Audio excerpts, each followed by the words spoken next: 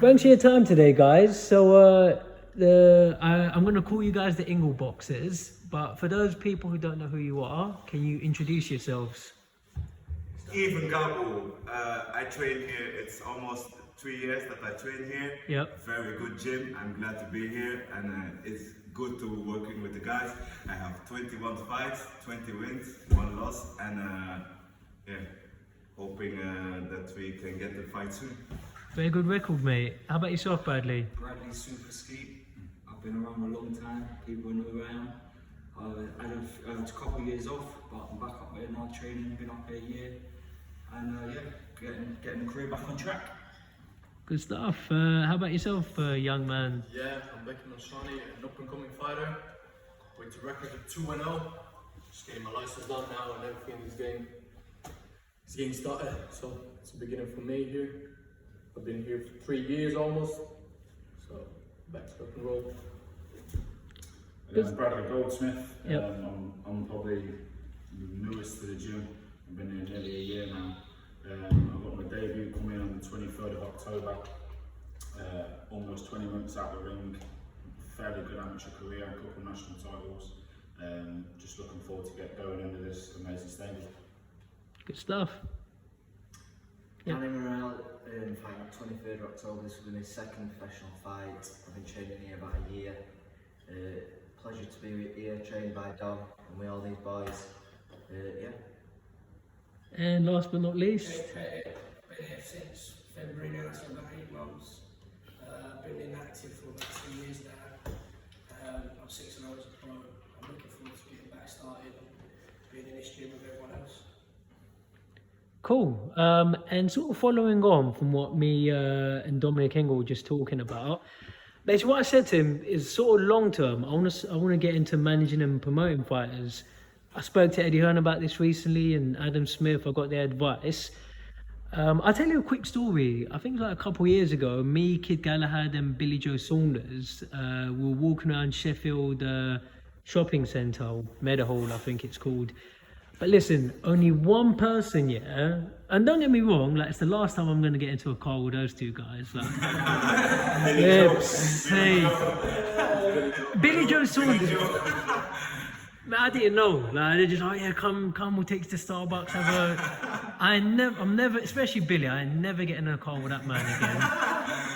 But I tell you a surprising story. Like for all the time Billy Joe Saunders has been around boxing, what he's done, and same with Kid Galahad.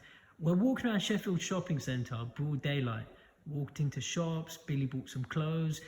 In broad daylight, only one person recognised Billy Joe Saunders, and it was some 10, 12-year-old kid. So this is what I'm trying to say. I understand boxing from different perspectives. Like when fighters are doing constant, interviews on the internet and so on. I'm not saying don't do it, but mainstream people won't know who these fighters are. So this is a sort of different approach I want to try and bring to boxing. So, what advice would you guys give me to sort of manage and promote fighters long term, whether it's 5, 10, 20 years from now? Anyone? That's the man with the most experience. You go on, you want to go for it, Bradley? It's hard, do you know what I mean? Like, obviously, Dom's been around the game a long time. His dad's a legend, do you know what I mean? Following him for so long, Brendan, and he'd give you advice there. You just need to know the ins and outs of it all. Do you know what I mean? A lot of things happen in boxing people don't even know or dream of. They just see the bright lights on the TV, do you know what I mean? And it's a lot goes on, like a lot goes on. So you need to know the ins and outs of it, and just know what you're getting into, really. I'll say it briefly, but my plan is, if I keep telling people this and listening to what they have to say, then my thing is just work my way up, learn the ropes, and if it's for me, it's for me. If not, then find something else to do. Okay. Yeah, go on. Anything, yeah. Social media is a big thing. Like obviously, you're coming now, you've got a social media platform and that. So this day and age with boxing, it's a bit easier. Do you know what I mean? If you've got a good following and good social media numbers and you're active on it, then I'd say that helps a lot. And you can see like these YouTubers are getting involved with boxing that are getting paid millions. And do you know what I mean? They've never boxed in their lives, and they've come and they're earning millions, and that's all to do with social media. So I think this day and age is a big thing to have social media and a big following.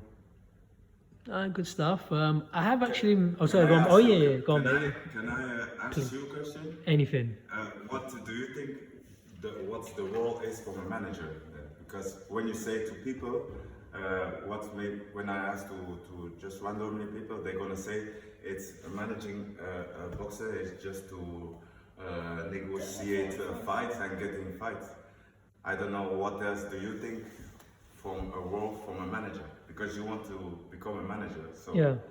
I'm like Asking now me. asking you what you What's think your- of what's your a outlook role on being of a manager. That's a good question, and the answer you gave, that's the first answer I would have given you to manage to arrange fights. I say to manage a fighter, I'd say arrange fights for them, arrange sparring, help them with their profile and so on. And I would say I'm a very bright guy, so things that I'd explain to people, I'll give you a quick example. With me, I just treat everyone the same. I don't care who you are, I don't care if you're homeless or whoever. If you see the whole situation with AJ Usyk recently, it's like fans complain about, oh, we don't get hard fights, we don't see the fights we want to see. But then as soon as someone has a hard fight in AJ and he loses the fight, now people are turning on him. And like with me, I've boxed, I've sparred, and look, there's going to be people better than you out there. And to me, the fact he lost doesn't make any difference. So answering your question, no, I know where I'm going with it, but I can explain these sort of things to people where fans are like this. Like I've got a YouTube channel. Sometimes you do get comments on there, and it doesn't bother me, but it's like some of these fans are very fickle. So I'd explain these sort of things to them. Stuff like be aware of brain damage. If you lose fights, be aware that people in boxing aren't going to have the same time for you. They're not going to answer your phone calls anymore. I can name people like Peter McDonough, Ian Napa. Like Peter McDonough was calling me once. Obviously, once his boxing weren't working out anymore, and they were telling me these problems. Like people literally just not picking up the phone on you anymore. So I'd bring that sort of approach, and I'd try and explain these sort of things to fighters. Like with me, I don't care if you get knocked out, if you lose. I've still got time for anybody. But boxing can be a cold place. So I think that's the sort of approach that I'd bring where, and a lot of these people, I hope I'm not going on too much, but a lot of these people that treat you like that, but they themselves can't fight, or they might not be good at their job. But like take AJ, whatever you say about him, like the fact is he got to the top of his profession. How many people, I'm not saying you have to be a fighter, but how many people can dominate their profession? But I've seen a lot of these comments and, oh, AJ needs to retire now. What do you mean he needs to retire? Well, because he lost to Usyk. And I've got people, even I was at a mainstream gym. If he wants, he can. It's all about him, you know. If he wants to retire, he can retire. Why should he? Yeah. Well, he doesn't need to. And when you get people that don't know boxing, like I've talked to these mainstream people that train at a mainstream gym, and they don't even know who Usyk is. Like, AJ's not good, he lost to Usyk. I said, alright, you don't even know the guy's name, the opponent's name. So do you actually know that he's an Olympic gold medal? Do you actually know what he's done in boxing? So these are the things, and obviously for you guys, when you get people that don't know boxing who make irrelevant points, that must be frustrating. So I know it's a bit of a long-winded answer, but that's my answer. I can explain these things to fighters. But anyway, it's a bit of a long answer. I think it's like what Brad said, like the people only see the bright lights, but in boxing it's a lot more going on. And I There's think more dark than a bright light. if I would want to be manager, I would be first want to be in the game and like see what's happening with different fighters, because even all fighters has their own stories. So I would first get in the game and see how it goes, because a lot of things happen in this game. A lot of things that it's not just fighting, it's a lot more than just fighting. So yeah. Is there anything you guys want to share? Any sort of negative stories? You talk stuff like fights falling through, people not paying you the money they say they're going to pay you. What stuff do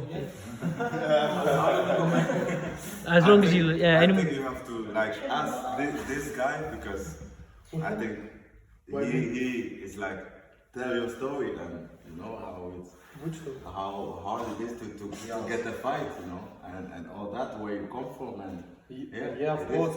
because I know you come from If you come another from country origin, if you where come it's from hard. origin country, you know, it's like, of course it's hard, you know. It's hard. I don't know what to say. Do you know what it's like? Do you know, he's here from different countries. He's here. He can't sell tickets. Do you know what I mean? He's not got a fan base. We just talked then. He's got like social media, and that's a big thing. Selling tickets and that. You're not known. He's not known. So for a promoter to put him on a show, and what Dom explained to you, he's got 100 tickets to sell. He can't sell 5 tickets. Do you know what I mean? How's he going to get paid? How's he going to get profiled? How's he going to move on with his career? Do you know what I mean? But he's stood still. What the worst case scenario, they're going to say, oh, they're going to have a prospect from here, up and coming. Oh yeah, we'll put him in, we'll chuck him in. Do you know what I mean? That's the game. That's what boxing is about. And now the manager, you see, the manager has to Sort that out. Sort everything and try to get him like everything, you know. Reassurance. So like you as a manager, That's your problem. it's your, do you know what I mean? Yeah. Like, My you responsibility. got to get like profile him, get him sponsorship, Sponsors, get very his important. following. Do you know what I mean? Like he's here training full time, and do you know what I mean? It's like that's as a manager, that's what they should be doing. He's your fighter. Do you know what I mean? But I think, Congratulations. I like that. But I give you, I think I bring a different approach to boxing where I think I could help with that sort of stuff. I'll keep it brief, but over the years, I've sparred loads of different fighters on camera. I've sparred Liam Williams, Hosea Burton, Tyson Fury. Well, the Tyson Fury one, it was in 2013. It got over 100,000 views in less than 90 days. But I was different then. I wasn't dedicated to boxing. Got beaten up by Sandy Ryan. I'm a straight talker. She's a woman, so I just thought, you know what, maybe boxing's not for me. Because if a woman can do that to me, like I've been in the ring with Rios, Pavlik and Fury, I got off lucky. I thought if I keep sparring people, someone might hurt me.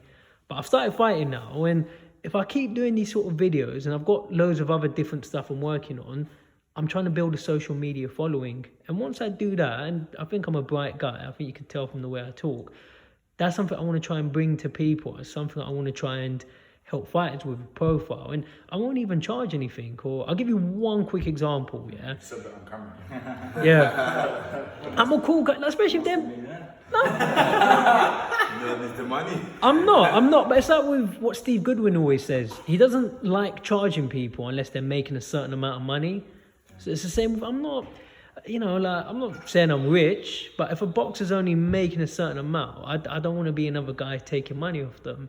But I'll give you one That's very... what they all say. That's what they all Well, say. I might become When you corrupt. say something like that, like you say something like that, I start to like Do you know taking what? steps go on. back because I heard this loads of times. You're a young guy. Do you know what I mean? Yeah. I'm 30 now. I don't know if you've got a family and that, but say you've got a wife and kids and that, you're going out and boxing ain't just on the night, do you know what I mean? So It's a life. it's It's like time life, job, do you it's know what I mean? important, You're it's away, serious. say sparring, you might have training camps away, you're away from money, sacrifice. and you're saying you ain't going to take no money. No. You're going to provide for your kids and wife and all that. It's hard. Especially. Oh, no. it's hard, I'll explain it better. I'm only saying I'd only charge if they're making above a certain amount. Yeah. If you're making like $1,000 or $2,000, that's what I mean. I don't really want to charge for that. Realistically, Yeah. you're only making good money on them high-end shows and that you might not get fighters on them high-end shows, you might start somewhere. Like say you've got a foreign fighter who's here earning nothing, like you ain't gonna make no money until you build him up. So is that what you're trying to say? That's what I'm trying to say. With your social media following and you're gonna build something you can profile a fighter. I'll give you numbers. If someone's making $1,000, I'm not too fussed about charging. If you're making 10 grand and I feel that I'm contributing, I would expect a fair amount of that. And also, but this all stuff I wouldn't force you What is a to. fair amount? That's what I mean. I'd look What is a in. fair amount for you then? We'd negotiate that. Now the problem starts. No, but I'm honestly, but I'm a cool guy. I wouldn't try to force my way into the situation. If I feel that I'm a member of the team and the relationship's working, cool. But as you've seen the way me and Dominic are around each other. I'd only do it if I'm getting on with the team. So like if Dominic's your trainer, if you're being promoted by Eddie or whoever, I've known Eddie a long time. I get on well with him. I'll talk to him, but that's what I'm trying to say. I think I'll keep it with boxing these days, especially Eddie Hearn. They give more opportunities to people when you when you got a name, if you do something relevant where, and I'm not saying I agree with it, but do you think that's unfair where, especially some of you younger guys where you're just trying to come up? Look, I'm a talker, and I think Bradley will tell you in the past the way I dress, and I was able to get attention. But if you're someone who's training consistently, or maybe you've got a quiet personality, do you think it's unfair you're not going to get the same opportunities as an Ahara Davies or Conor Ben or a Matthew Hatton, who, let's be honest, I said to Matthew Hatton's face, he's not good, but we all know who his dad is, you know, and to me, I think he lost that last fight. But do you think it's unfair that it's harder to get opportunities if you're not as famous as certain people? If you can box, you can box, do you know what I mean? Yeah. Every card's not just full of people with personalities, because there's, like, I mean, off the top of my head, I'm obviously under pressure, so I can't go off listing people, but Cool. not everyone's got that exciting personality that obviously you're on about. A lot of people have obviously been, you know, say been scouted for their talent that people have obviously seen. Do you know what I mean? Like you talking about Eddie Burke, I think that Cash Farouk who got signed by Eddie found him on YouTube. He didn't know nothing about him, but just from watching him box, that got him where he is. Do you know what I mean? So there's probably 6 different ways you can get noticed, heard, seen. So, but I wouldn't generally say it's all down to personality and voice. It's obviously down to talent, who you know, stuff like that. But then again, it is a business. A business. Yeah. This is a That's what business. I know. There's that's what- probably that's what hundreds I of fighters out there that are amazing, but they ain't got opportunity because, like Jim said earlier, they can't put They can't points on sell seats. they can't sell So it comes down to that. I know so many good fighters that can't sell a ticket, Yeah.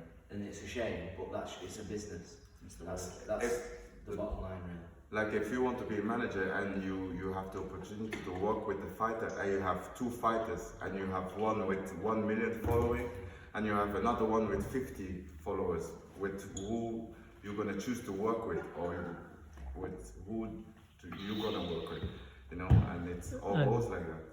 You know, it's I same know. for promoters, same for management, the same for sponsors. It all works like that, you know. It's the way It's a business, do you know what I mean? It's a business. I do get that. I'll finish off. I know you guys might have to go. I do get this. Like, I understand boxing very well, but what I'm trying to say, I understand it's a business. You want to make as much money as possible, but where you're sort of ignoring certain fighters and they're not. Okay, who's a good example? Someone like Tasha Jonas, who where I feel that she's got a fight now on the Liverpool show, but when it's like there's no momentum to a lot of fighters, you just leave them sitting on the sidelines. And for me, I'm a 30-year-old man. Like, I don't sit and watch all these interviews. Like, I left. I was doing a job recently, 6 days, 6 nights a week. I thought I've left it now. What I'm trying to say, the public will lose interest if you're not getting people out, if you're not giving them momentum. It's like Linus Udofio. I met him yesterday. I remember Linus when he beat John Harding, because I trained at the same gym as John Harding. But after that fight, just nothing really happened with Linus. So, you know, you lose interest. So this is what I'm trying to say. I get that if someone can sell a lot more tickets, obviously I get that. I'm not saying don't give them opportunities, but where you're ignoring talented fighters, when you who's a good example? Liam Williams. I think Liam Williams is an excellent fighter. He's world class. Obviously, he lost to Andre, but since the Andre fight, well, what's happening? Why is nobody? You know, there's no momentum. And I'll finish off on. Promoters That's don't what- care if you've got talent. But that's what They I'm- care about money. That's my the problem. business. That's the bottom line. And then as you as the manager, like if you got someone who's promoted by Eddie, your job's a lot easier. But if there's someone like me who's not promoted by anyone, I need to sell tickets and then it becomes a business. That's when it becomes your problem as well. So it's a lot easier if you are managing someone who's promoted by Eddie, but what if you're not? Then it's an harder job. Well, I'll give you a quick example just to finish off. But as I said with Liam Williams, Eubank's fighting someone tomorrow who I don't even know the guy's name. It's 100 to 1. You got to put £100 on Eubank to win £1. So we know it's an absolute mismatch. Yeah, but it's not a fight I've got any interest in. But I can name loads of fights. Fights that I'd love to see. Callum Smith never fought Billy Joe Saunders, or someone like Eubank. Eubank should be fighting Liam Smith or Liam Williams, or fight the winner of Liam Smith versus Fowler. But it's probably not going to happen. Well, like it's a business. Yeah, It's- I do get. It's when it matters most. So Yeah. They don't want to lose at home because the promoters know they're not going to put him in William Williams because it's too high risk for too least reward. So they'd rather put him in with someone, you know, as known as Liam Williams, but is Not a as lot good. worse than Liam Williams. They're getting the same thing out of it. It's not as high as a risk. For us proper boxing fans who know how good Liam is, yeah, that's a great fight, but it's not about, like you said, when Billy Joe were in Meadowhall, only one person saw him. It's about them people who didn't see him that's impressed. That's when it becomes a business. It's just all about making money. That's what boxing is. We're just two people getting in the ring for people's entertainment. That's all it is. I get it. It's as simple as that. It is actually a stupid sport what we're doing. We're just beating each other up. We like Training to 2 months. Yeah, training 2, for 3 ages months. to batter two men back to each other. 2 All months. five was running. That's And exactly. and not getting reasonable, not getting the No, it's in our recompense. sport, but if you get there, where we all dream of getting to, then you're going to live the life, and then your kids' kids are going to live the life. That's the aim. But not everybody gets to that aim because so many people are going for that top spot. Yeah, and not everyone's going to get those opportunities. Yeah. But I guess As manager, yeah. that's the long-term plan. Hopefully, I want to try and change boxing, and I'll finish off. I'll give you a quick example. Possibly, like try and influence people to think differently. I'll give you a very quick example, but I know what you're saying. I know it's a business, but for me, I'm just a fan of the sport. Like with people, I'll give you an example. I met Anthony Joshua once years ago in a shop. We spoke briefly. I chose not to ask him for an interview because I thought I don't really want to bother him. But he was a cool guy. So just what I'm trying to say, I'm a fan of the sport. I'm not a fan of people so much. If you compare boxing to other sports, obviously I know what you guys are saying, but other sports we just got the best taking on the best consistently. But with boxing, where we're not seeing the fights we want to see, a lot of people switch off. You know, like maybe this interview is starting to get bored. But look, anyway. But anyway, look, we'll call it a day. I appreciate your time and hopefully we'll talk in future. Thank you. Thanks for your time, everyone.